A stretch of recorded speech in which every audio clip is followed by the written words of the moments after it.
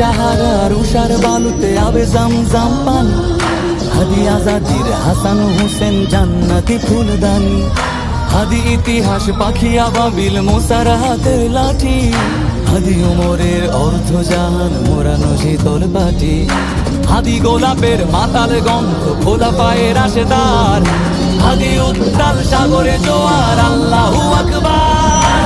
আবু বকরের সিদ্দিক থেকে আলোর ঝর্ণা এনে হাদি জেগেছিল তরুণ আলীর সাহসের সুধা টেনে।